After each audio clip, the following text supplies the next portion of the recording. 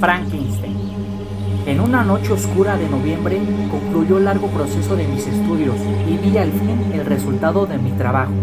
Atrás quedaban los días y noches sin dormir y sin abandonar el laboratorio, salvo para procurarme los libros y los utensilios que requerían mis experimentos. Todo había comenzado cuando apenas tenía 15 años, retirado en una casa de campo a donde solía ir con mi padre durante los periodos vacacionales. Un día tuve la ocasión de contemplar una tormenta eléctrica. Avanzaba desde atrás de las montañas, retumbando como si los cielos fueran a resquebrajarse. Yo permanecí inmóvil, observando cómo se aproximaba con una mezcla de pánico, curiosidad y placer. De repente, un rayo pulverizó un viejo roble que se levantaba frente a mi ventana. De esa experiencia nació mi interés por la electricidad. Mis estudios posteriores en medicina, ciencias naturales, química y física me permitieron aprender las oscuras leyes que gobiernan la naturaleza, pero mis ansias no se detuvieron aquí. Más allá del mundo físico, mis intereses y aspiraciones se dirigieron hacia los rincones más recónditos del alma humana.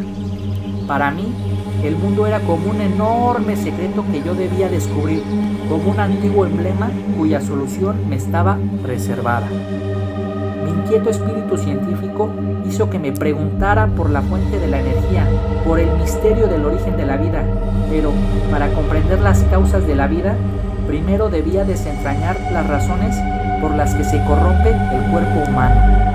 A través de la electricidad logré dominar el paso de la vida a la muerte y la hasta entonces inaccesible transformación de la muerte en vida. Por la expresión de tu rostro, querido amigo, puedo deducir que te gustaría que te revelase los detalles de mi hallazgo, pero mi historia te convencerá de que la humanidad entera agradecerá mi silencio. El caso es que, para demostrar científicamente la tesis de mi descubrimiento, decidí traer a la vida a un ser hecho a partir de materia muerta. Mary Shelley, Frankenstein.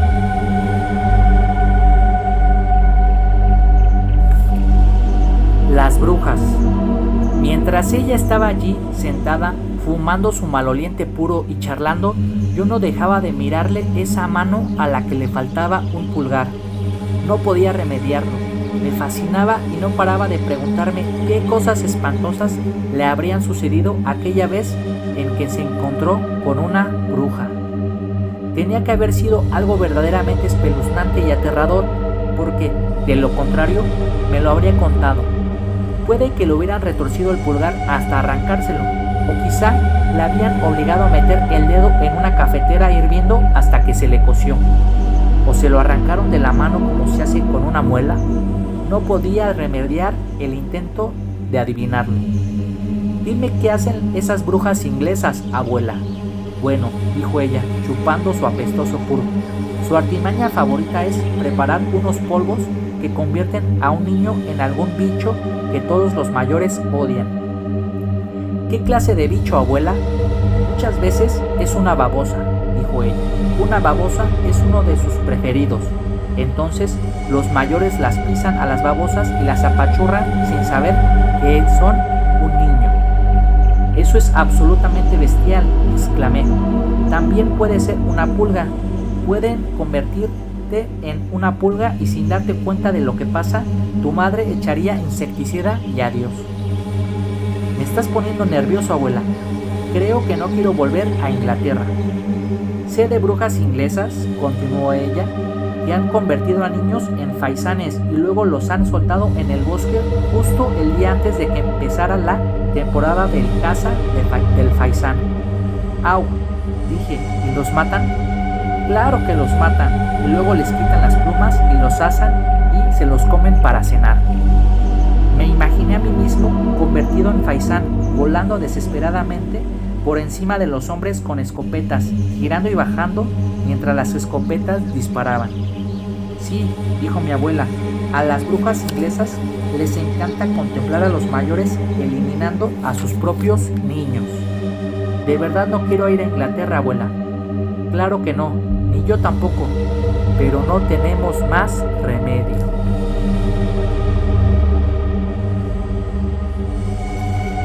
el hombre lobo.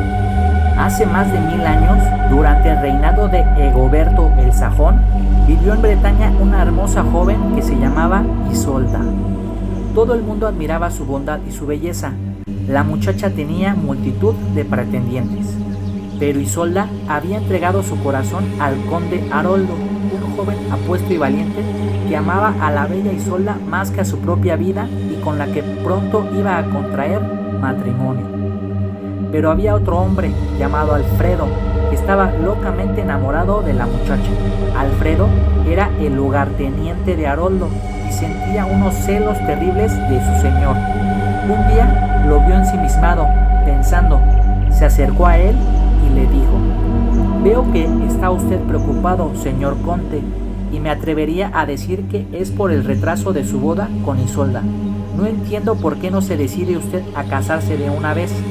¿Acaso lo retiene la maldición del viejo Sigifrido?» «¿Qué sabes tú de mi abuelo?», preguntó Haroldo.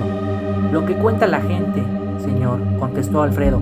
«Pero, ¿por qué palideció usted ante la sola mención de su abuelo?». «Lo que cuenta la gente», contestó Alfredo. «Cuando era pequeño», dijo Haroldo, «mi abuela me contó unas historias que quedaron grabadas en mi mente para siempre. Su abuelo había sido un hombre cruel y violento, sobre el que había caído una terrible maldición. Se contaba que un espíritu diabólico se había apoderado de él y lo obligaba a ejecutar actos atroces. La leyenda decía que la maldición caería sobre sus descendientes. El espíritu del viejo conde había permanecido adormecido durante casi un siglo, pero en cualquier momento podría despertar en la sangre de su nieto Haroldo.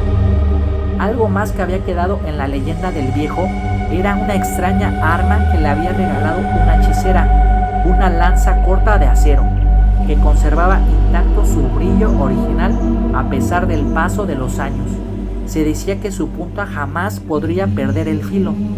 Isolda, que amaba ciegamente al conde, aceptaba de buen grado todos sus pretextos, pero las escapadas de Haroldo eran cada vez más frecuentes y prolongadas, por lo que la muchacha pensó que su amado podría estar cortejando a otra mujer.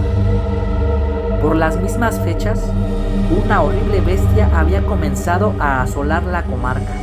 Las gentes decían que se trataba de un hombre lobo que devoraba a sus víctimas en las noches de luna llena.